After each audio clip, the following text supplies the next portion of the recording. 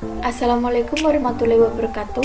Perkenalkan saya Ega Setiani Mutia, NIM 721 1419183 dari Akuntansi Internasional 2019.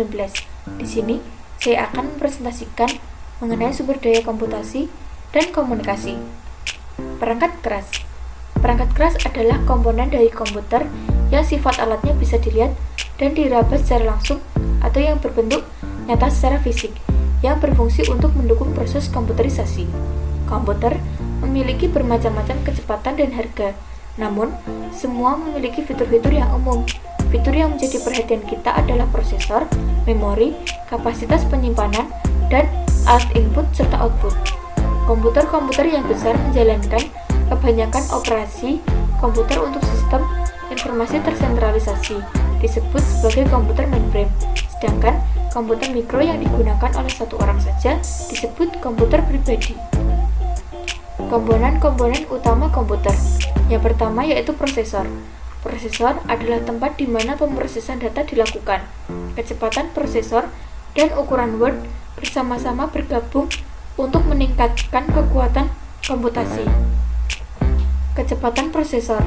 Kecepatan prosesor diukur oleh jumlah siklus yang terjadi per detik, dan angka ini telah berkembang dengan sangat cepat selama beberapa tahun sejak IBM memperkenalkan komputer mikronya yang pertama. Kecepatan pada awalnya dinyatakan dalam megahertz, yang artinya juta siklus per detik. Ukuran word. Word adalah ukuran dari beberapa banyak bit yang dapat digerakkan dengan satu siklus komputer. Ukuran word adalah hal yang penting. Ia menentukan berapa banyak karakter dapat dipindahkan dalam satu siklus komputer. Memori. Memori yang disebut juga random access memory atau RAM mengacu pada area penyimpanan yang terdapat pada papan sirkuit komputer. Memori adalah barang yang rentan karena isinya akan hilang ketika daya komputer dimatikan. Karakteristik ini mencerminkan fakta bahwa nilai bit akan dapat diubah secepat yang bisa dilakukan oleh siklus prosesor. Memori dalam sebuah komputer sangatlah cepat jika dibandingkan dengan mengakses data di sebuah alat penyimpanan seperti sebuah disk. Ruang penyimpanan merupakan memori yang terletak pada suatu alat yang tidak terdapat pada papan sirkuit utama. Kebanyakan jenis penyimpanan ini dapat dilepaskan dan dapat dipindahkan dari satu komputer ke komputer yang lain. Data yang disimpan tidak hilang ketika daya komputer dimatikan. Ruang penyimpanan dapat berbentuk tetap atau dapat dilepas.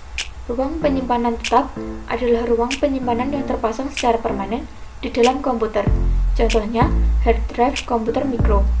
Kemudian, media penyimpanan yang dapat dilepas biasanya berbentuk sebuah pita, disk, flash drive, CD, dan lain-lain. Alat-alat input. Suatu alat yang menangkap data oleh metode manual atau elektronik dan pengiriman data ke ruang penyimpanan atau memori. Data yang diterima dari manusia mengacu pada input yang diisi oleh seseorang yang mengetik pada sebuah keyboard, menekan mouse, menyentuh monitor, berbicara ke mikrofon, atau interaksi lain yang serupa. Jadi, alat-alat input yang umum adalah keyboard, mouse, dan pemindai. Terdapat dua kendala bagi data yang diterima manusia, yaitu yang pertama lambat, yang kedua biasanya tidak dapat mencapai tingkat akurasi yang sangat tinggi seperti data yang diterima dari mesin, data yang diterima oleh suatu alat elektronik atau mekanis. Alat-alat output merupakan alat yang menyajikan atau mengirimkan data dari komputer kepada pengguna. Alat-alat output yang umum adalah monitor komputer, printer, CD, dan pengeras suara. Alat output yang paling dikenal adalah monitor dan printer. Monitor layar datar lebih praktis namun harganya lebih mahal daripada monitor tradisional. Monitor layar datar mengambil lebih sedikit tempat di meja pengguna dan menggunakan energi yang lebih kecil. Printer memiliki keunggulan yang serupa dengan monitor. Perubahan-perubahan penting printer terjadi dalam bidang resolusi percetakan, kecepatan percetakan, dan warna. Printer umum pada saat ini menggunakan teknologi laser atau tinta. Keunggulan printer tinta adalah bahwa printer ini secara mekanis lebih kecil dan biasanya memiliki biaya yang lebih rendah dari printer laser. Selain itu, printer ini juga dapat memproduksi output berwarna dengan biaya yang relatif rendah. Alat input atau output, suatu alat yang dapat melakukan fungsi-fungsi input maupun output. Contohnya, monitor layar sentuh dan disk penyimpanan. Alat-alat komputasi pribadi meliputi telepon seluler dengan pesan dan video interaktif, telepon seluler cerdas, dan jaringan rumah. Peranti lunak. Terdapat dua jenis peranti lunak, yaitu perangkat lunak sistem dan perangkat lunak aplikasi. Perangkat lunak sistem disebut juga peranti lunak sistem operasi, menjalankan tugas-tugas mendasar yang dibutuhkan oleh seluruh pengguna dari satu komputer tertentu. Tugas-tugas ini berhubungan dengan peranti keras dan bukan dengan aplikasi yang dikerjakan oleh perusahaan atau pengguna. Kemudian, perangkat lunak aplikasi. Terdapat dua jenis, yaitu perangkat lunak aplikasi siap pakai dan perangkat lunak aplikasi khusus. Komunikasi.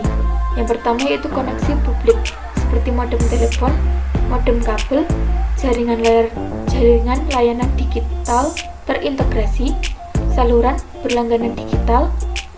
Kemudian yang kedua ada saluran pribadi, merupakan suatu sirkuit yang selalu terbuka untuk lalu lintas komunikasi pengguna. Yang ketiga yaitu jaringan pribadi maya. Yang keempat komunikasi jaringan.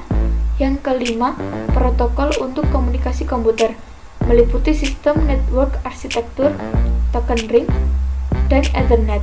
Kemudian yang keenam ada paket atau paket data, merupakan suatu bagian dari data total yang akan dikomunikasikan, digabungkan dengan alamat komputer yang dituju, komputer pengirim, dan informasi kendali lainnya. Yang ketujuh yaitu alamat jaringan internet, disebut juga alamat IP. Jenis-jenis jaringan. Yang pertama yaitu jaringan area lokal, adalah sekelompok komputer dan alat-alat lainnya seperti printer yang terkoneksi oleh satu media yang sama. Kemudian yang kedua yaitu jaringan area metropolitan, adalah suatu jaringan yang memiliki batas jarak fisik sejauh kurang lebih 30 mil. Kemudian yang ketiga adalah suatu jaringan yaitu jaringan area luas, adalah suatu jaringan yang digunakan untuk menghubungkan komputer-komputer dan alat-alat lainnya ketika jarak melebihi batasan antara jaringan area lokal dan jaringan area metropolitan. Kemudian yang keempat adalah internet, adalah sekumpulan jaringan yang dapat disatukan bersama. Internet juga memunculkan aplikasi-aplikasi khusus lainnya seperti intranet dan extranet. Intranet adalah suatu jaringan yang terbatas, hanya antara anggota-anggota organisasi. Sedangkan extranet adalah suatu jaringan luas yang mencakup luar perusahaan, hanya para pelanggan dan sekutu bisnis yang dipercaya saja yang mampu mendapatkan akses extranet. Karena akses ini mengizinkan kemungkinan penggunaan sistem, informasi, dan sumber daya komputer yang tidak secara langsung berhubungan dengan komunikasi. Sekian presentasi dari saya, kurang lebihnya mohon maaf. Wassalamualaikum.